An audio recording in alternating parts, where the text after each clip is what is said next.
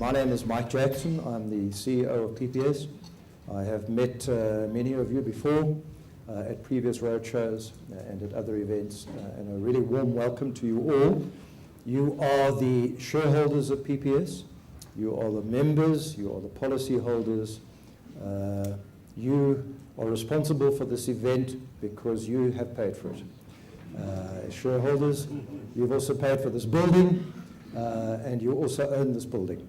So it really is a very, very warm welcome to you all this evening.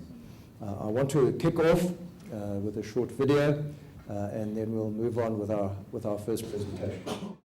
Everyone in my village knows the story of my grandfather and the two bakeries. When he first came to the village, he decided one bakery was not enough. But he could never understand why the other bakery always did better than his. He tried many things, but no matter what he did, nothing changed. The other bakery still sold more bread. So, one day, he decided to find out the other baker's secret himself. That day, my grandfather learned a lesson he would never forget. That the key to success lies in sharing it. All right, I think a very apt ad about PPS, in fact, that we are a mutual company, and we are members of the International Cooperative and Mutual Insurance Federation, ICMIF. That's quite a mouthful, but let me tell you a little bit about ICMIF. They have members around the world, and they represent US $256 billion in premiums around the world. And it's an organization of mutual companies, and PPS is a mutual, and we are members of the ICMIF. And that particular model, although unique in South Africa now, is not unique worldwide. Okay, the mutual model is a very powerful model in other countries, but in South Africa, PPS is it essentially from a mutuality point of view. But if we have a look, during the financial crisis of 2008, mutual insurers not only survived, but they thrived internationally. Growth in international mutual market share went from 23% in 2007 to 26% in 2010. So mutuals did particularly well after the world economic crisis, primarily because of their very long-term view, very long-term investment strategy, long-term view of business, because they're not a listed entity. They're not subject to the emotion that a listed company is subject to. So that does make quite a big difference being a mutual. Now, in Africa, you wouldn't probably know this, but there are lots of mutuals all over Africa. And in fact, these are some of the countries, and you can't quite see the colors here, but in some countries, their market share has grown by more than 40% in the last couple of years. And they're all over Africa, and they're growing. And it's a tiny percentage at this stage, but you can see the mutual sector has been the fastest growing part of the African insurance market, funny enough. And the mutual premium income has more than doubled since 2007. So mutuality is there in Africa, but it's quite unusual in South Africa to be a member of a mutual company. As you know, both Sanlam and Old Mutual were mutuals. They demutualized back in the late 90s. But PPS is the survivor, owned only by the members, owned only by you, no outside shareholders whatsoever. All right, and they go from PPS, you see we're top of the list there in US dollar premiums, and their companies in Sudan, Algeria, Kenya, Tunisia, Morocco, etc. They're in fact all over Africa, so we have good company in the rest of Africa. All right, and why am I showing you this slide? Not so that I can show you how beautiful Cape Town is, although that is very true. It is because we are hosting the International Mutual Insurers Convention in Cape Town in November, and CEOs and senior executives from mutuals all over the world will be visiting Cape Town for a week, and we'll be hosting them, and mutuality worldwide will then be getting the spotlight in Cape Town. All right, why PPS is unique is because we are a mutual, and I emphasize this over and over again. And those of you who have been to presentations before will know that I always show the slide. Not so? You all recognize it? And I say that like all insurance companies, we collect premiums, hopefully with monotonous regularity. Okay? Hopefully. Like all insurance companies, we pay your claims, your members' benefits. That's why we exist. I'll come back to that just now. We exist to pay your claims. Like all insurance companies, we have the expenses of running the business.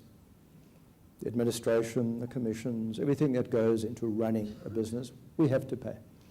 Like all insurance companies, we have to reserve for the future. We have to guarantee future claims. And we have sufficient reserves in PPS to pay the last member standing if we were to never recruit another member again. That's how big our reserves are, okay, in PPS. Like all insurance companies, most of the time, we make a profit. And unlike other insurance companies, all our profits, 100% go to our members, 100%. In other insurance companies, the profits go that way to the outside shareholders. They paid for their shares, so they want a return. In PPS, you never paid for your shares. You got them because you're a member, because you're eligible, because you've got a 4-year degree, and that's why you get 100% of the profits.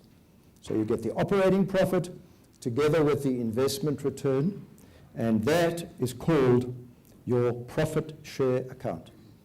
And every member who has a qualifying product has a profit share account, and every single year money goes into that profit share account, and when you retire, you receive that money tax-free. And I'll come back to that just now. All right, last year we had an absolute record year, and we allocated 3 billion rand to our members. So if you were a member last year, you got your share of 3 billion rand. That was allocation purely for 1 year, and that's how mutuality sets us apart. We paid all our claims, we did everything else that every other insurer does, but in addition, we gave our members 3 billion rand allocation to their profit share account. And if you want to know what's in your profit share account, we do have admin staff here. If you have your member number, they will give you a benefit statement, and you can see in that benefit statement what's in your profit share account. And I've had members at presentations say to me, but Mike, I had no idea. I had 450,000 and 500,000 just sitting there. I had absolutely no idea. And it's there in your benefit statement that is available to you.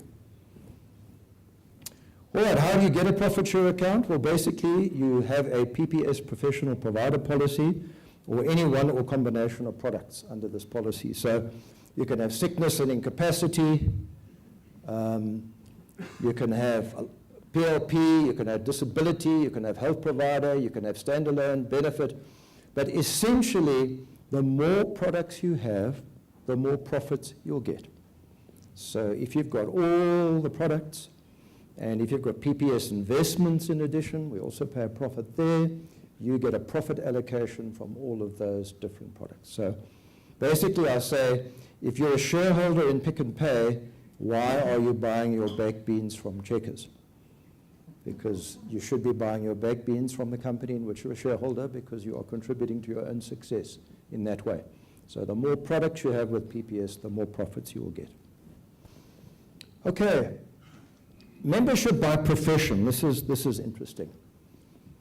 That big graph there, okay, is medical. And that graph over there is dental, okay? And basically that's been the backbone of PPS since inception, okay, over 70 years now, since PPS has been growing. And other is now the miscellaneous for all the different professions. Okay, and as you know today, there are more and more professions out there, and that category is growing. So although we've got a lot of accountants, we've got 25,000 accountants, you can see there, 22,000 other financial, etc. But essentially, PPS membership is very solid among the professions. It is the biggest multidisciplinary group of professionals in the world. There's no bigger group of multidisciplinary professionals. So PPS looks after the professionals. That's how it started. That's how it continues to grow. Now, given that membership, why do we exist for them? We exist for them to pay their claims. That's the reason for our existence. And last year, our sickness and permanent incapacity claims, we paid 529 million rand, over 18,500 claims last year. 18,500 claims were paid. So we pay a lot of claims. It's very hard to compare PPS to other insurance companies because they don't pay that number of claims. Bear in mind, you're sick for 7 days, we pay. So it's a very different kind of product from anybody else's product. So therefore, we have high frequency of sickness claims.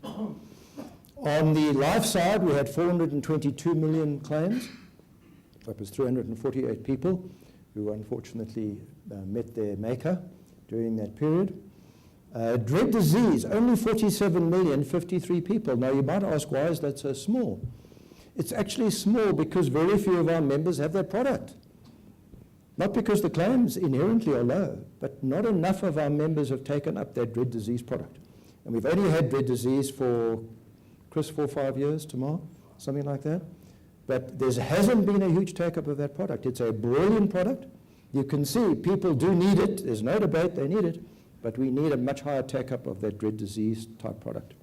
The probability of you having a dread disease is much greater, okay, than of dying, in fact. So we need to really get the dread disease product sales up.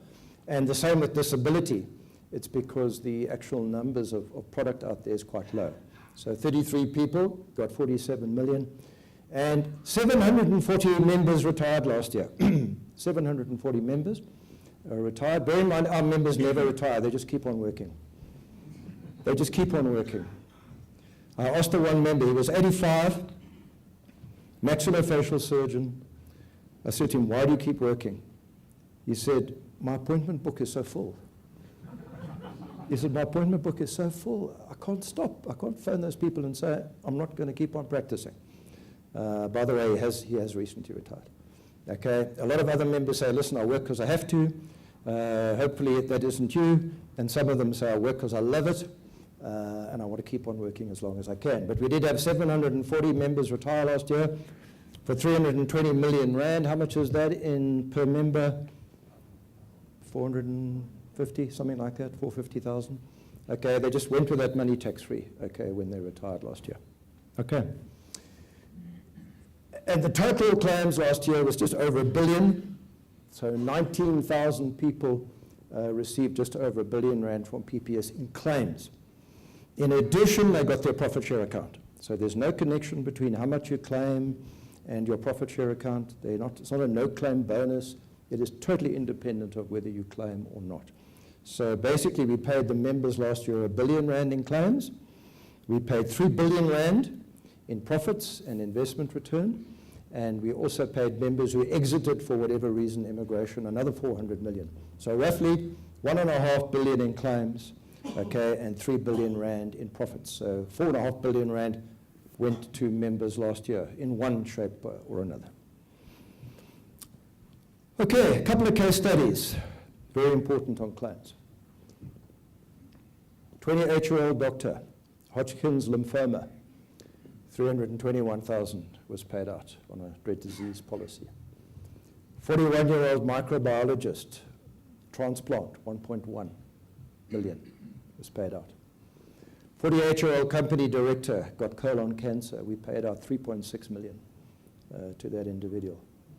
61-year-old vet, osteoarthritis. We paid 18.9 million, okay, to that individual. And a 70-year-old doctor retired, okay, with 1.8 million in his profit share account. So that's very, very nice. In fact, I'm having lunch with him tomorrow. Now that he's retired, he can relax. So it's very nice to see the claims paid out because that's why we exist, to pay your claims. The profit share is just over and above. That's a freebie that you get because you're a member, but that's why we exist, to pay your claims. And it's real, guys. People get sick, they can't work, they get injured. We can easily say it's not going to happen to me. Unfortunately, it does. So that's the critical part of our business. And unfortunately, a lot of our members are underinsured. So then when they get sick, we pay out 25,000 rand a month, and the guy says, but you're only giving me 25,000 rand a month. I earn 100. We say, unfortunately, we're only insured for $25,000 a month. That's all we can pay out. So our members do sometimes tend to be underinsured. So you must make sure that your insurance is at the appropriate level. Okay, let's have a look at how we've done financially. Total assets have grown from 5 billion in 2003 to 22 billion last year. So very, very impressive growth in assets. Why is that important? That's your money. That's how your money, members' money, is growing. So it's not an academic number. It's a very serious number. That's a 5-year compound annual growth rate of 12%, and it's a 10-year compound annual growth rate of 17.7%. Note, that's after every claim is paid, every exit benefit, every retirement, all the money out, all the money in. That's the net result of all the activities, okay, that are going on inside PPS. If we look at our premium income, that has grown very, very nicely, okay, from just under 500 million to 2.3 billion last year. Very, very solid growth in premium income. That's what pays the bills, that's what pays the claims. So it's very, very important that your premium income is growing at those kind of rates. How have we done in terms of operating profit? This is the real guts of the business, the operations of the business. And here you can see operating profit has grown from 220, okay, up to about nearly 900 last year. You can see there are periods when it's flat. It won't always go up. Then it tends to go up, then it's flat again. Your claims can suddenly go up one year. That'll hit your operating profit. Your expenses in a particular year can go up if you have to make a major investment. So it's not every single year it'll go up, but over time, the operating profits should grow very nicely. If I then look at the percentage of the premiums that were profits, now that's an interesting way of measuring financial success. Roughly between 35 and 44%, that line, let's draw the 35% line there. Roughly 35% of premiums are returned to members every year in their profit share account. So if you give PPS 10,000 a year, okay, on average, you'll get 3,500 back in your profit share account, on average. Younger members get much more. Older members tend to get less because of the profile. Okay, but on average, you're getting 30 to 35% of your premiums back every single year, which means effectively after 6, 7, 8 years in most cases, you've got more in your profit share account than you're paying in premiums. So effectively, insurance can be quite free after a certain period of time if you're with PPS. Okay, let's look at the growth of the profit share account and its history. And I always include 2008 for a very good reason. Investment return can go up and investment return can go down. And you can see in 2008, investment return actually went negative 900 million. When the market crashed, our investment return went down, but our operating profit kicked in, 550 million. So therefore, we only had a net negative of 300 million. If we hadn't had that operating profit cushion, then obviously the negative would have been a lot bigger. And what did we do when the market crashed? What did we do with our investment strategy and our philosophy? Absolutely nothing. We remained fully invested in the market, and as a result, the following year, investment return went from negative 900 million to positive 2 billion, and a total 2.6. So being a mutual company, we take a long-term view. We don't look at any one year. We stay fully invested, and that's the kind of result you get when you stay fully invested in the market. And then, as you know, the markets went sideways, downwards, and then last year, absolutely fantastic year, over 2 billion of investment return and a total of 3 billion rand return to the members. So very, very important to realize your account can go down, but generally speaking, over time, your account will go up. Members have received cumulative allocations of 8.9 billion since 2008. And when you realize the total assets of the company in 2003 were 5 billion, okay, that's the kind of growth that we're showing here.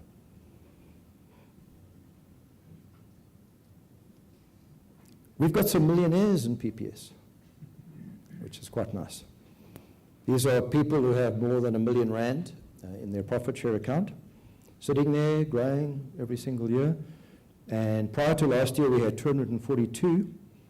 Last year we added another 400. Bear in mind, millionaires are going off all the time because they're retiring. Okay? So as people get to retirement, they will be falling off, okay, to protect their money. But we currently have 654 PPS members who are millionaires. So they're sitting there with over R1 million in their profit share account, growing, and they'll take it out when they're retired tax-free. So that really is nice. One member last year had 450,000 Rand added to his account in the 1 year, okay, which wasn't bad, seeing as his total premiums for that year weren't even 30,000. So that's because fully invested profit share account stays with PPS, grows as we invest. We use Investec and Coronation and PPS Investments as our asset managers, and those asset managers have done superbly well over the last 11 years. One asset manager has given us 17.6% per annum compound over that period, including the market crash. Okay, 17.6% per annum compound. So I sincerely hope that some of your own personal share portfolios have done that well. All right, but that is the PPS millionaires. What's the difference between premiums and profits? At PPS, nothing. Because while our members pay premiums for their insurance each month, they earn a share of all our profits each year via their PPS profit share accounts. Now, it's always interesting when you look at any kind of advert. Some people watch TV, some don't. It really does vary. I find our members don't watch TV, they don't listen to the radio, and they don't read. So I'm not sure what they're doing, okay? Because we certainly find they don't read our ads, they don't listen to the radio, and they don't watch TV, and they never read anything we send to them. So this is always a big issue with PPS, is members are very, very busy. All right, I would now like to introduce you to our guest speaker for tonight, Harold Parkendorf. Harold is well known, I think, to all of us. He's a renowned political analyst. He has been around the block for quite a while, well over 30 years now. Harold has been involved in journalism, in the academic side, in analysis of the political situation, both future and current. He's highly educated, well respected. He is, although you wouldn't know, on radio and TV, okay? He's often quoted in the press, and he is, I think, one of South Africa's most respected and revered political analysts. So when we wanted to get you a guest speaker, we thought we really wanted to get someone who would give us a very, very honest, intellectual, and measured approach to South Africa, both now and in the future. And could I please ask you to welcome Harold Parkendorf. Harold.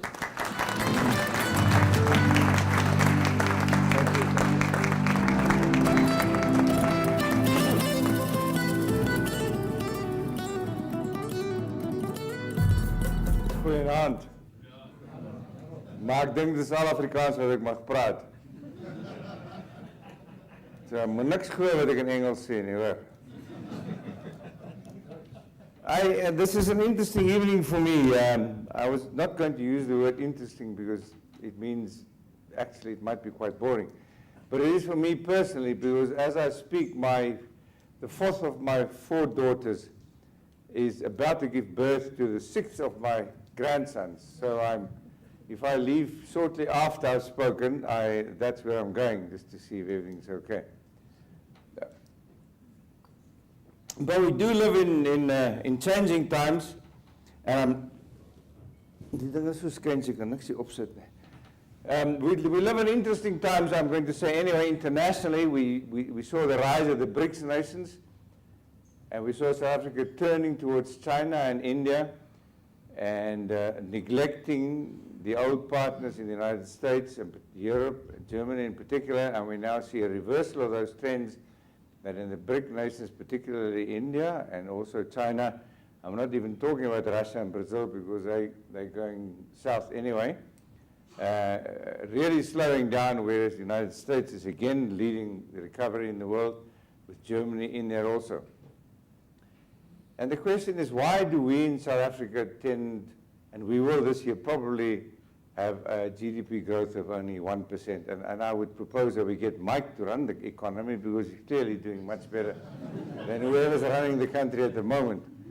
So, and I'm very concerned about where we are at the moment economically. We have a small number of taxpayers paying 3 times as many people, and a monthly grant just to keep them alive and keep them happy and keep them growing.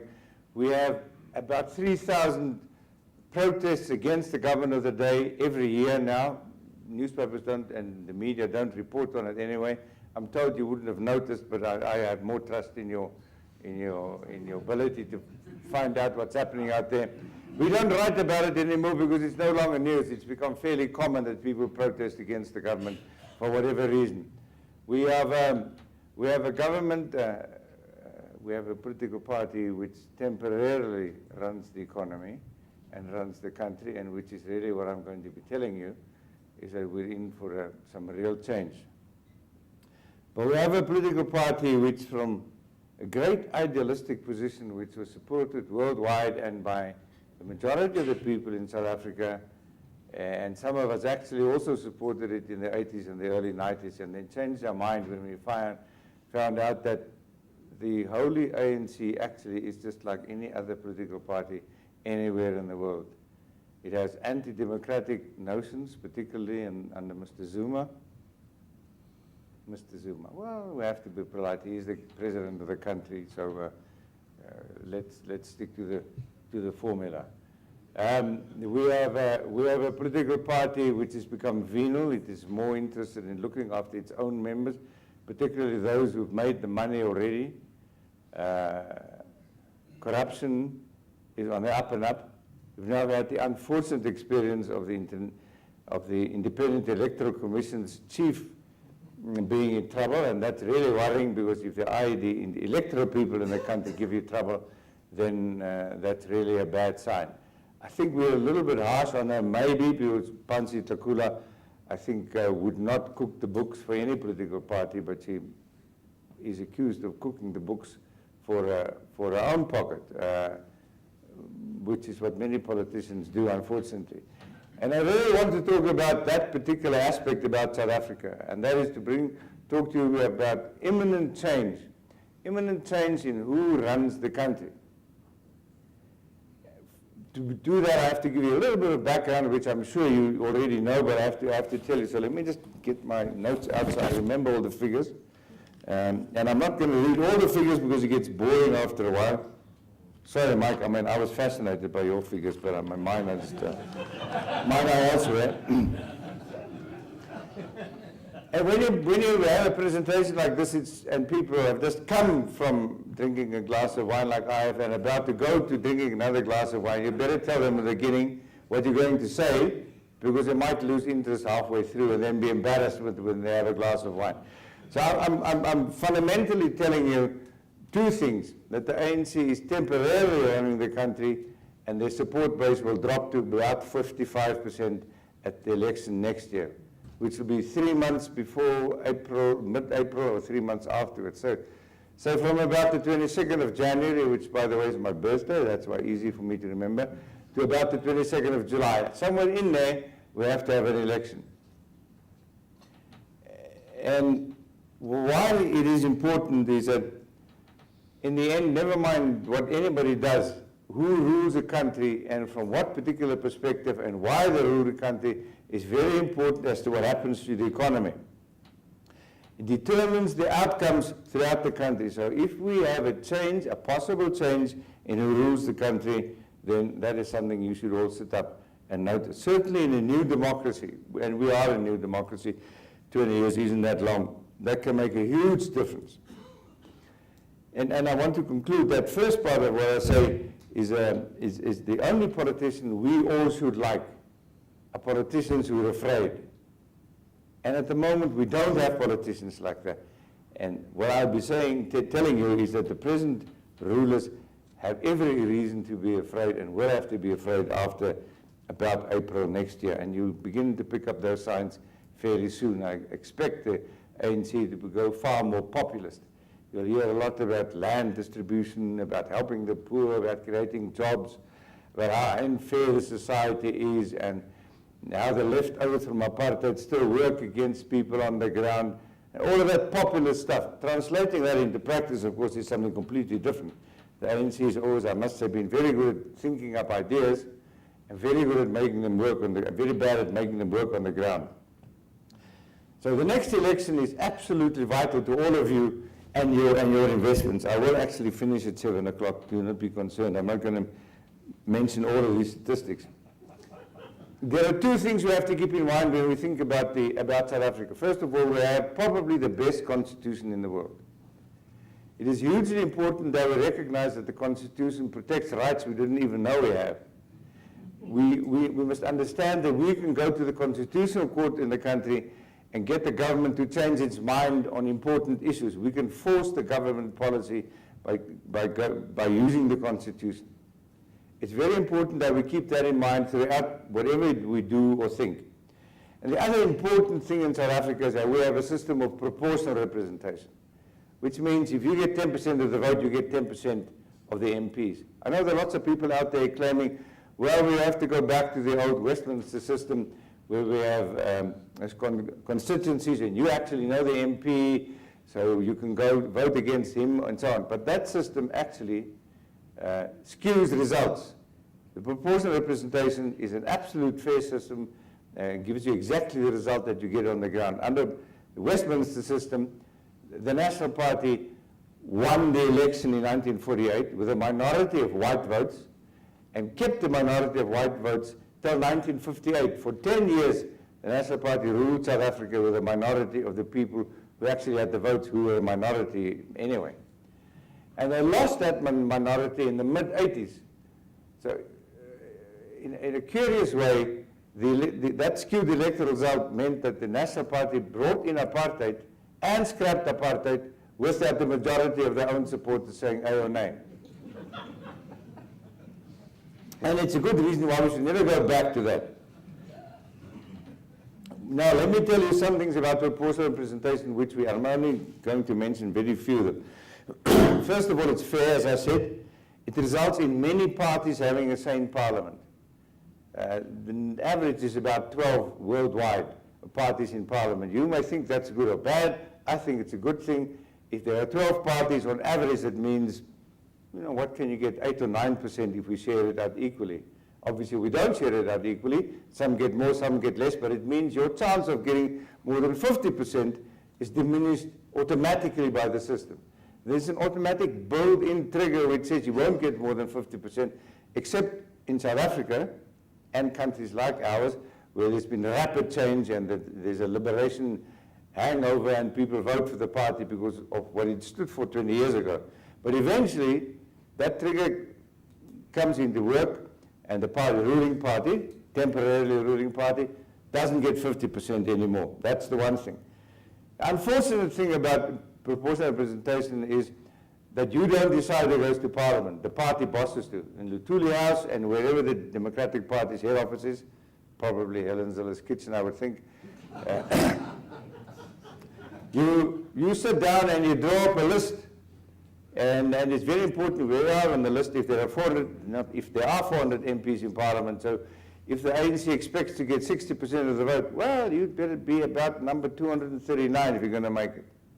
So it's important where you are on the list and that you get on the list. The moment you do that, you understand that the National Executive Committee of the ANC were the people who took the decision to send you to parliament, and you'd better be a nice boy, or girl, sorry, we have to be gender sensitive, and listen to the bosses. Don't stand up against them. Don't be a man or a woman of principle. Just follow the party line.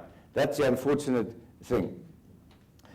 And the other good thing about PR is that everywhere else absolutely normally means that a coalition governs the country. No single party gets enough votes or enough MPs to run the country on its own. There's always a second and maybe a third party involved, which is automatically a break on stealing, on being incompetent, on making your brother the water engineer, even if he doesn't wash, and your wife the chauffeur, if she doesn't have a driving license.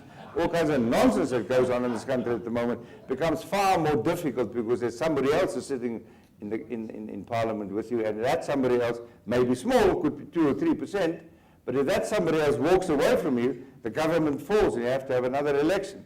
It makes you very nervous. It makes you an afraid politician. Those are the only ones we really like.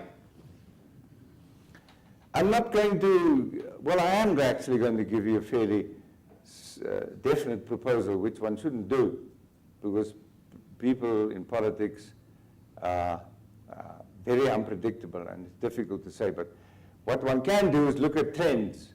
And the trend in the country is going in one direction only since 2004.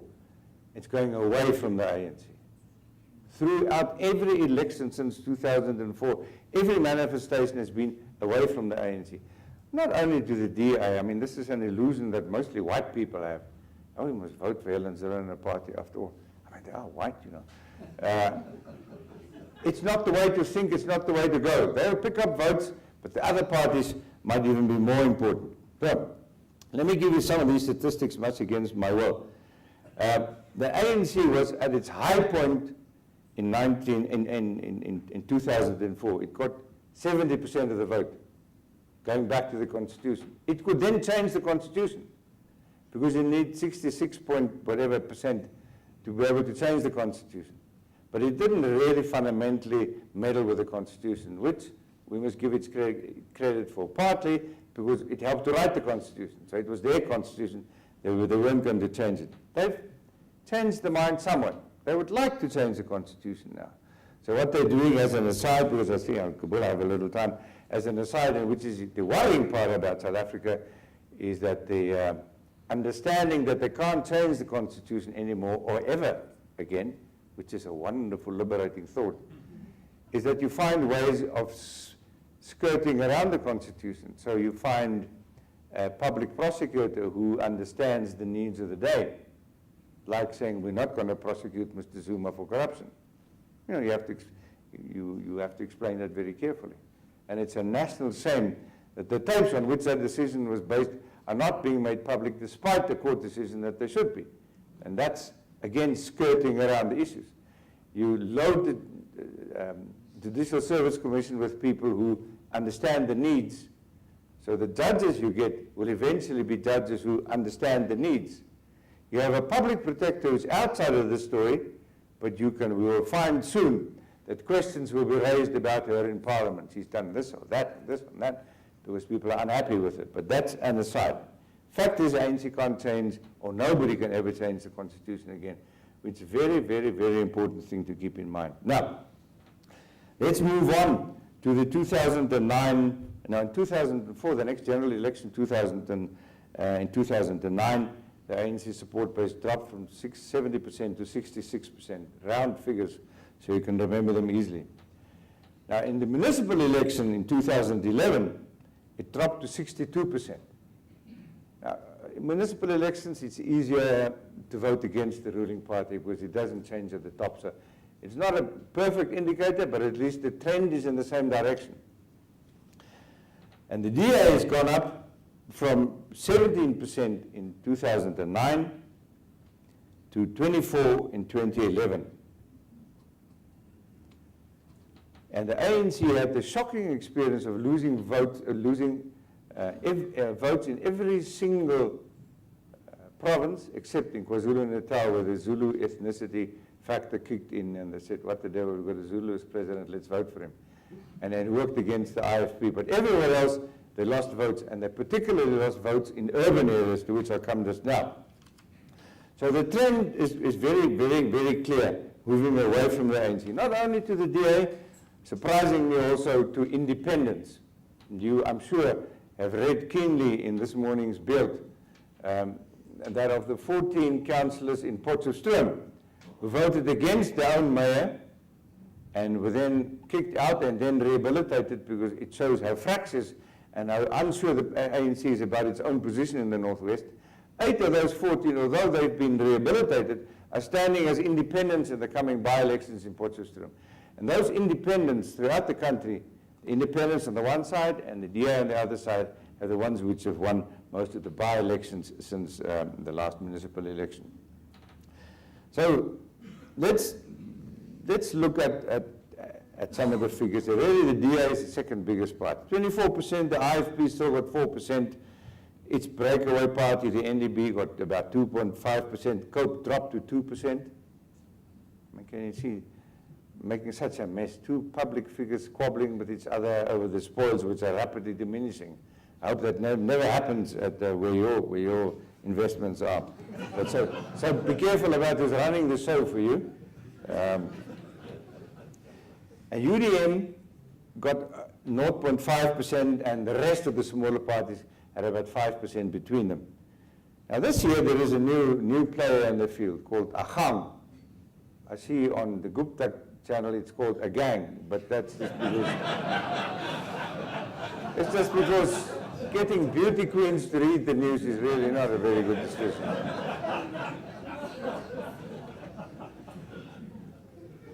And Agang, most people dismiss, but I have a slightly different view. And I'll give you the figures just now. Agang did something different from the other political parties. It didn't start in Sandton. Mampela Rampela went and visited her forefathers and the graves of her daughter and her mother, and talked to the local community first, visited several local communities in the Eastern Cape where she worked as a community activist, and the people remember her. She started a movement rather than a party, and now it's called a party, and gradually she's beginning to move up in public life, in public visibility. When she first came to the fore, people were asked in interviews whether they knew her. And only 1% of those asked said they knew her. The latest figures, 12% now know her. Now, I'm not saying that she'll get 12% of the votes, because if she does, then we're in for a huge surprise in April next year. But she'll get some.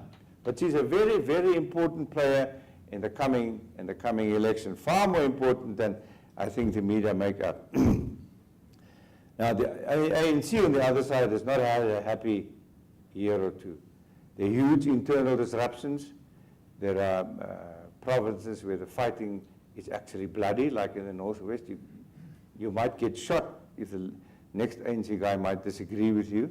We have a mayor who's going to jail because he was involved in a shooting with a fellow ANC member. You have Potchefstroom, where your own party rebel against you. You have the Free State, where they had to have a High Court injunction to stop the present Premier from ruling the country, and then have another election, which I'm sure was also assisted by volunteers. The Eastern Cape is completely dysfunctional. The home of the ANC is really going absolutely nowhere. Limpopo, I mean, that's a swear word by now.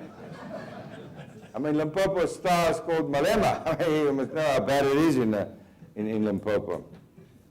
In Mpumalanga, there's doubt about some of the people at the top, but they'll still basically vote ANC. So there are huge disruptions within the ANC. Kusatu at the moment is deeply divided between those who support Mr. Zuma and those who are against him, and that runs across views of how the economy should be run. And you may or may not be aware of the fact that Kusatu, although you may have the impression that it represents the workers of South Africa, it doesn't. It is one of the trade union federations in the country, and it represents those who happen to have work, and it goes out to protect the work. It is not about creating work. It wants those 2 million members, almost 1.9 million, who are members, to keep on being in jobs. So it will do all kinds of things to make the labor laws slightly more relaxed, so you can employ more people and make the country a little more fair. And that deep division is important because the Kusatu has had the ability to bring what is called bringing out the vote, convincing people to actually go and vote for the ANC. And that's what the next election will be about, and if I remember, I will talk about it. There are huge doubts about education. We have a thing called the Democratic Teachers Union. Always be careful of anything that calls itself democratic. It's like the Democratic Republic of the Congo. I mean, you know. Democratic Teachers Union, it is a union, but it doesn't teach, and it's not democratic. It just stays away. I mean, with the ANC, if they really want to improve education of this country, they'll disband the Democratic Teachers Union and make them actually teach, which is, when Mr. Zuma was elected, he had 2 slogans which were important and simple to understand. His view was that teachers should teach and nurses should nurse, but nothing came of that. Until we change that, we will continue having a problem, and the people on the ground aren't stupid. They may not be able to read or write or have a job, but they know where the problem lies. Never underestimate ordinary people. We have a problem in health, huge problems in health. I mean, shocking things happening in our public hospitals. And of course, we don't create enough jobs. We don't create enough jobs, we don't create enough people who can do the jobs that are on offer. So the ANC is in a very difficult situation at the moment. So let me give you what I think will be the result at the next election. There are about, the figures might change, about 28 million voters, about 23 million of them bothered to register. Last time we had a general election, there was a 75% turnout, which is huge. And the important thing here is how many people will actually bother to vote this time. The higher the turnout, it normally helps the ruling party. That's a basic rule one can look at. I would suspect that the turnout might be a lot lower, and I suspect that the younger people in the country will not go out and vote, and everybody will lament the fact that the youth don't bother about the future of the country. Well, they're just like everybody else. None of you voted when you were 18 or 21. You started doing that when you were 30 and joined PPS and learned what responsibility is about. So where do we stand? We will find that the middle class in South Africa, which is increasingly black, in fact, the last figures have shown that there are more blacks in the middle class than whites, which is an historic turnaround, tend not to anymore want to vote for the ANC because it's not what they want. They want something else from life. Urban South Africans of all genders, and there are many genders, I found out the other hour. I was completely surprised. And all across all racial groups tend to vote differently from people in rural areas. So by the way, you will also find that the ANC is strong on chiefs and how many rights they have and how they're not going to change the law to give rural people more rights. But anyway, so we find that the ANC is now mostly a party of rural people and to some extent unemployed people. So I would think that, let's just run some figures past you don't have to remember them, that the ANC, the DA, which hopes to get 30% of this election, up from 24%, only gets to 28%, right? And we say, Chief Buthelezi, we have to be careful because he doesn't, you have to treat him with respect. I once listened to a speech he gave, and went over 2 hours. It lasted 13 hours. So I could go out during the Zulu periods and then come back when he spoke English. And then in those days I was still smoking, so I could have a smoke outside and then come back, and And the next day he continued. So I treated him with a great deal of respect. I remember when P.W. Botha became president. That shows you how old I am. There was an instruction from his office that not to call him P.W. in headlines anymore, but president or premier. And we all ignored it because P.W. is much easier to write in a headline than prayer. I mean, it just takes much less space. And we all ignored him. And I realized that politics is changing because when Chief Buthelezi issued the statement saying, "Do not call me Gacha anymore," we all stopped dead right there. We just called him Chief Buthelezi or the Prince from then on. We were very careful. But I think there's no growth. We'll get 4%. The breakaway party will get 2%. I think the UDM will grow because the people who were killed at Marikana and the people who work in those mines come from the area in the Eastern Cape where Bantu Holomisa comes from. And I'm sure you've noticed that he's been attending many meetings in the Rustenburg district. So I think it doesn't sound like a lot, but you'll go up from 0.5 to about 2%.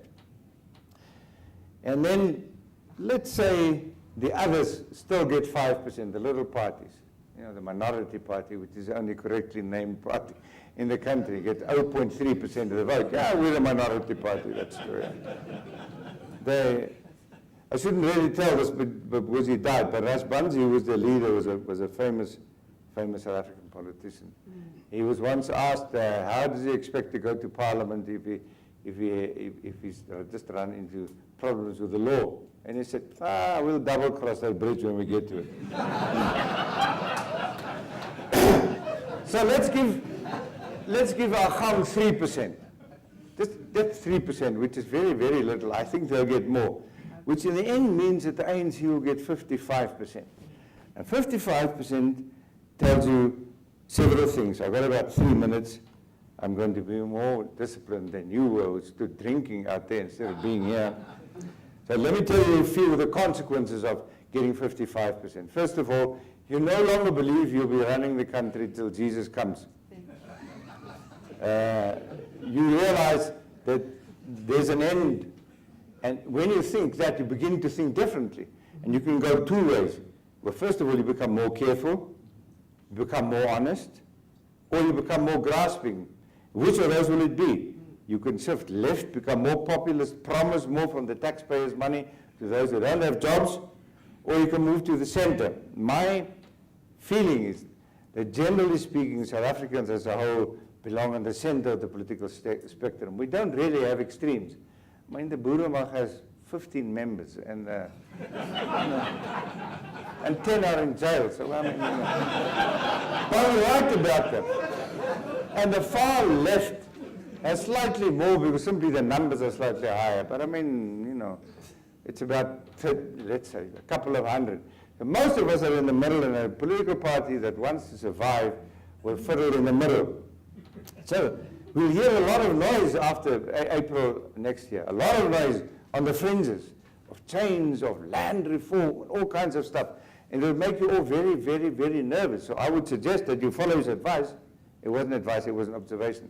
But don't read the papers, don't look at the news. Unless you want to have a comic evening, watch the Gupta news, that's really quite something. You may or may not know, but you live in a mother city, it's called Johannesburg. Yeah. According to Gupta TV, yeah. But I think that we will see a move to the center politically and a more rational approach to politics and economics in this country. So you'll be confused by the noise, but I think the future of South Africa will not the future. The next years in South Africa will be determined by the election next year. And it'll mean a period of uncertainty, but in the end it'll bring much more sensible policies to the country than we have at the moment. So let me end by quoting from a National Party saying in 1948, vote early, vote right, vote frequently. Thank you. Thank you.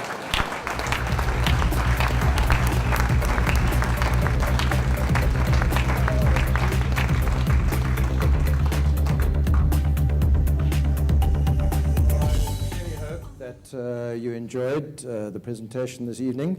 I think Harold, although entertaining, certainly has a lot of serious input for us all. We in PPS will continue to steer our course. Having been around for over 72 years, politicians come, politicians go. So we need to steer a particular course, and we'll continue steering that course in the future. So thank you very much for being here this evening. Really appreciate your attendance. I can assure you that you remain the center of PPS. You are the members. You are why we exist. And that's where all our energy will be focused in the future. So please enjoy us for a drink and a snack in the conservatory next door. And as I mentioned earlier, you have paid for it. So thank you very much. Thank you.